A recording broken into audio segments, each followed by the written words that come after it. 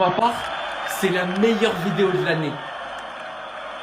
C'est incroyable ce qui s'est passé ce soir. Tous les joueurs qui se sautent dessus, tout le Parc des Princes qui veut pas s'arrêter de chanter, qui veut pas laisser Nasser parler, dire bonsoir au parc. L'année dernière, je vais pas cracher dessus, c'était incroyable.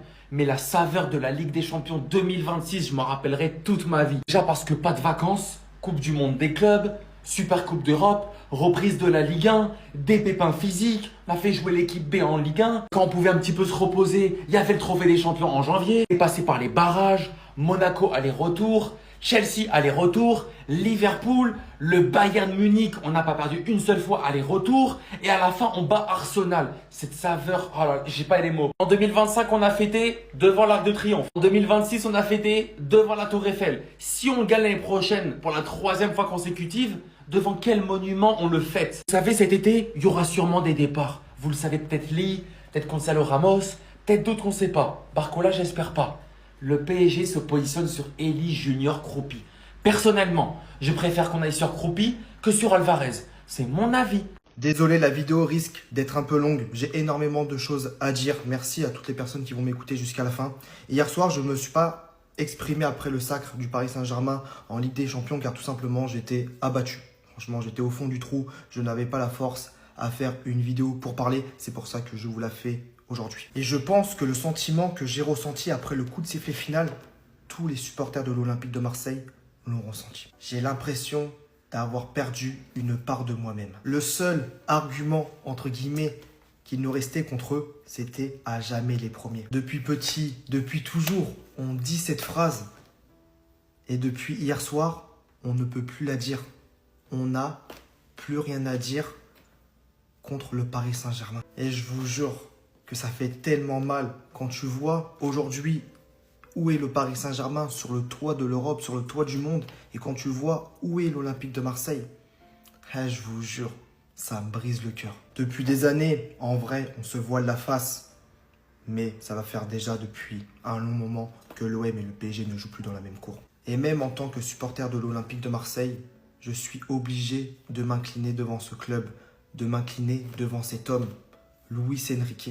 Les travaux qu'il a fait au Paris Saint-Germain, c'est extraordinaire. Peu importe l'adversaire, peu importe les joueurs qu'il a à disposition, il garde la même philosophie de jeu et c'est tellement beau. Franchement, on va pas se mentir, quand tu regardes le Paris Saint-Germain jouer, eh bah ouais, c'est très fort, pressing haut, full attaque, ça prend des risques.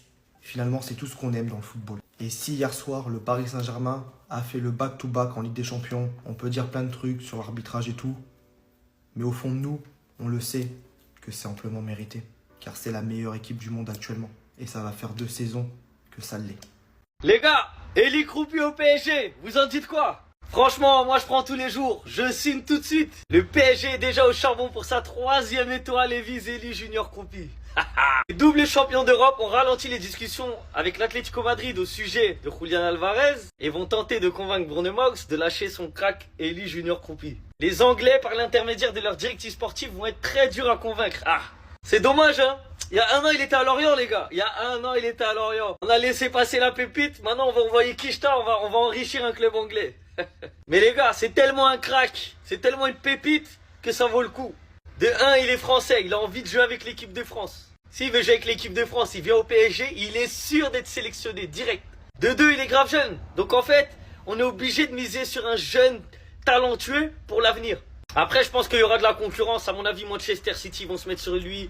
Arsenal, peut-être même Chelsea. Donc ça va pas être évident, sachant que les clubs anglais, ils vendent très cher. Mais on est dans un football où il n'y a pas beaucoup de pépites. Donc le peu qu'il y a là, faut les prendre avant que les concurrents y prennent. Donc c'est simple, ça va être soit Julian Alvarez, soit Kroupi. Mais apparemment, Julian Alvarez, il est plus motivé à aller au Barça. Et Luis Enrique, il a dit, les joueurs qui veulent pas venir au PSG, on les prend pas. Donc si Kroupi, il est plus déter à venir chez nous, il va venir. Kroupi, t'es le bienvenu. T'es le bienvenu, t'as vu? T'as vu? T'as vu le football? T'as vu le groupe? T'as vu le stade? Viens seulement, tu vas jouer en équipe de France en plus après. Vitinha est déjà top 10 des meilleurs 6 de l'histoire. J'en ai rien à faire, je vais tout mélanger. 3 années consécutives dans l'équipe type de la Ligue des Champions. Il y a seulement 3 milieux de terrain qui ont réussi à faire ça. Toni Kroos, Luka Modric et Kevin De Bruyne. Et maintenant, Vitor Machado Ferreira Vitinha. D'ailleurs, les Barcelonais, il est où Pedri dans ces équipes-là? Je le vois pas. C'est bizarre. Plus sérieusement les gars, il faut parler de ce que réalise Vitinha depuis 3 saisons maintenant, c'est juste exceptionnel. Déjà il a été élu homme du match de la finale, alors moi je l'aurais donné à João Neves, mais c'est pas un scandale de le donner à Vitinha, il a fait un très très gros match aussi. Des gens ont voulu critiquer Vitinha parce que c'est vrai que sur cette deuxième partie de saison, il est un petit peu en dessous de ses standards habituels. Mais il a tellement des standards très élevés que même quand il est un petit peu en dessous, ça reste le meilleur du monde dans son registre. Et preuve en est, 3 années consécutives dans l'équipe type de la Ligue des Champions. C'est un exploit immense les gars, vous vous rendez pas compte. Et le pire dans tout ça, c'est qu'il a que 26 ans, il a encore du temps devant lui, et vous allez voir, il fera partie des meilleurs milieux de terrain de l'histoire à la fin de sa carrière, j'en suis persuadé. Est-ce qu'on peut dire à l'heure d'aujourd'hui que Vitinha est le meilleur milieu de terrain au monde? Parce que depuis 3 ans, les matchs de haut niveau, il répond plutôt présent. Il a été nommé 3 fois de suite dans l'équipe type de la Champions League. Il a été 3e au Ballon d'Or. À un moment donné, est-ce que cette question ne se pose pas? Il n'a pas de gestes folkloriques, etc. Mais son apport au milieu de terrain, avec son volume de jeu, est exceptionnel. Son rendement est au-dessus de la moyenne. Donc moi, la question que je me pose, elle est légitime. Ou bien elle ne touche pas à votre sensibilité, vous êtes là, non. Après, il y a d'autres joueurs, bien évidemment, qui rentrent dans ce cercle. Mais le numéro 1, est-ce qu'on ne peut pas dire aujourd'hui que c'est Vitinha? Dites-moi ce que vous en pensez dans les commentaires. Est-ce que vous avez vu comment Marquinhos il a ambiancé? Est-ce que vous avez vu Barcola comment il a ambiancé?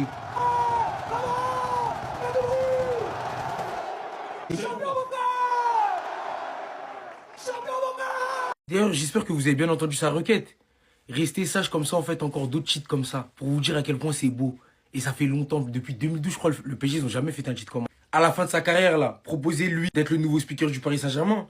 C'est une dinguerie. Est-ce que vous avez vu comment Barcola il a ambiancé? Les gars, je peux dire une dinguerie ou pas, vous êtes prêts? Je pense que énormément auront du mal à l'entendre et à l'accepter. Je crois qu'aujourd'hui, on peut le dire définitivement, le Paris Saint-Germain est le club avec le plus de flow dans l'histoire du football. J'ai dit une dinguerie, les gars! Mais c'est la vérité.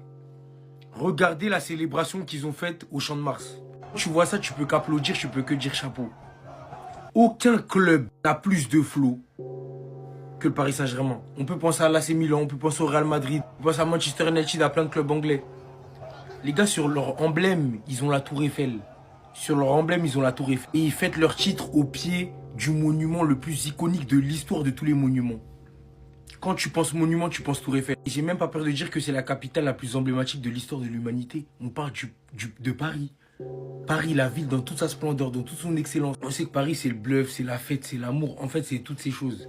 Et c'est ça qui rend cette ville spéciale pour moi. Plus spéciale que New York. Plus spéciale que toutes les capitales que tu veux.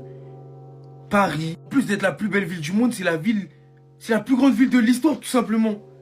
Et t'as des mecs comme ça qui jouent pour le Paris Saint-Germain qui remportent 2 Ligues des Champions coup sur coup. Ils ont un branding de fou malade. La Tour Eiffel, l'Arc de Triomphe, le musée du Louvre. Et vous voulez faire quoi contre ça? Qu'est-ce que vous voulez faire contre ça? Et même pour aller encore plus loin, depuis toujours, le Paris Saint-Germain, ils ont ce truc-là que tout le monde n'a pas. C'est un club de superstars et regardez comment ils ont fêté. À l'image du club. Comme des rockstars, ils sont arrivés en France. Comme des rockstars, ils ont fêté le back-to-back au pied de la Tour Eiffel. Mais même depuis toujours, quand il y avait une petite polémique autour du Paris Saint-Germain, tout le monde s'enflammait un peu. C'est eux qui ont le record du plus gros transfert de l'histoire du football. Et toutes ces choses, David Beckham, Zlatan Ibrahimovic. Paris. C'est le club qui a le plus de flow de l'histoire. On peut rien faire. C'est malheureux, mais c'est comme ça. Il faut l'accepter. J'ai eu du mal à le dire. Hein. Mais la vérité, c'est que c'est Paris, le club, qui a le plus de flow. Qu'on le veuille ou non, maintenant, le club, il est dans une catégorie. Voilà. Il est dans le cercle fermé. Avec qui vous savez, ça, c'est une dinguerie. Faire un back-to-back dans le football moderne. Et rappelez-vous de la phrase de Luka Modric. Ils vous font croire que c'est simple, parce qu'ils l'ont gagné 2 fois d'affilée. Peut-être qu'ils auront remporté une 3e. C'est ce qu'ils vous font croire. Je vous jure qu'il n'y a rien de plus dur que de remporter une Ligue des Champions.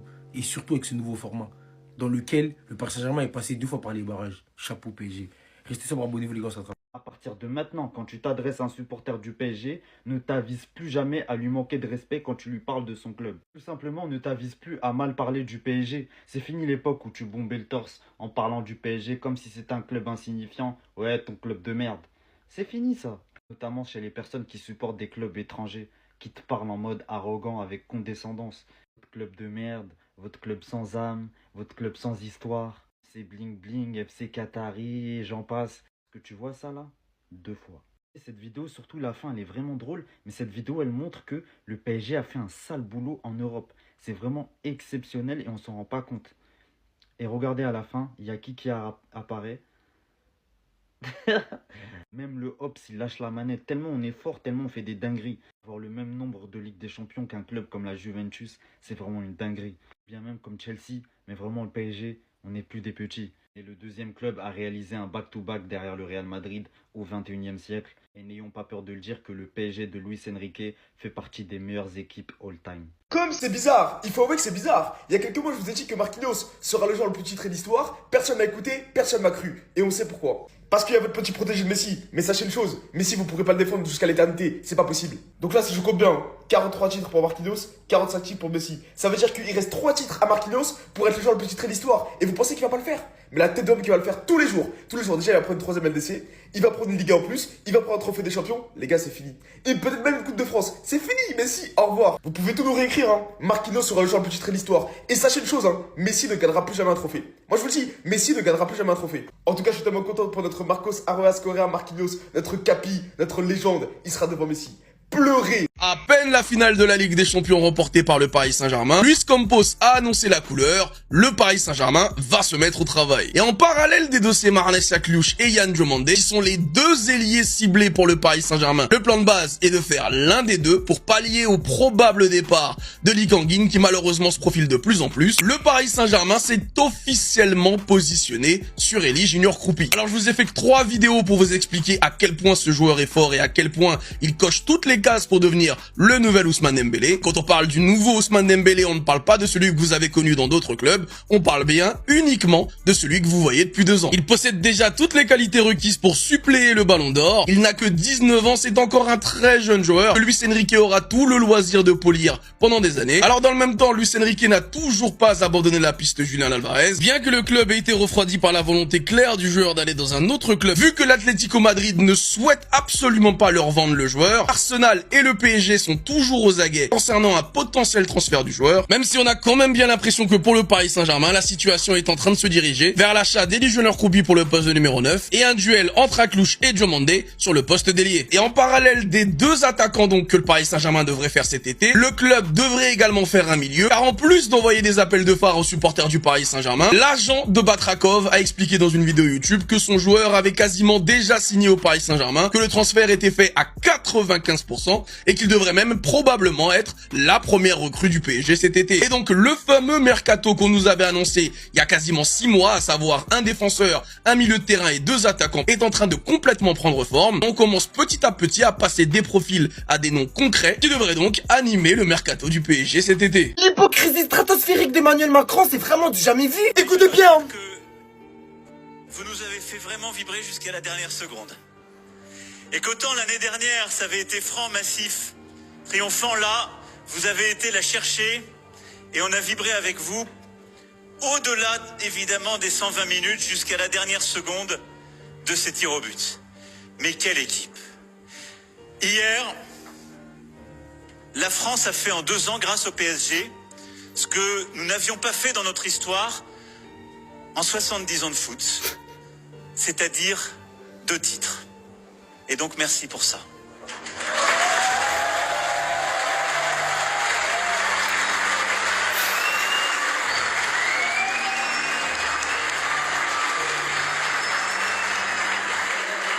Et hier, le PSG est rentré dans la très très grande ligue parce qu'il est devenu en effet l'un des 2 seuls clubs, pas simplement à avoir fait 3 finales durant les 6 dernières années, mais avec le Real avoir fait ce fameux back-to-back, c'est-à-dire à avoir enchaîné 2 victoires. C'est immense, c'est énorme, nous on le sait, mais un immense bravo, c'est la fierté du PSG, de Paris, de la France tout entière. Ce qui me dérange, les amis, concernant ce discours, c'est le volte-face de monsieur Emmanuel Macron. Autrement dit, la trahison qu'il a pu envoyer envers son équipe de cœur. qui est l'Olympique de Marseille.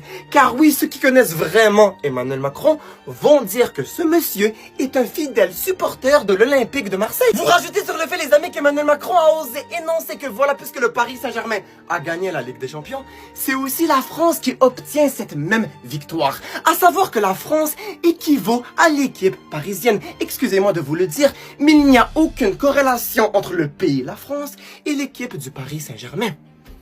Qui investit énormément pour le Paris Saint-Germain?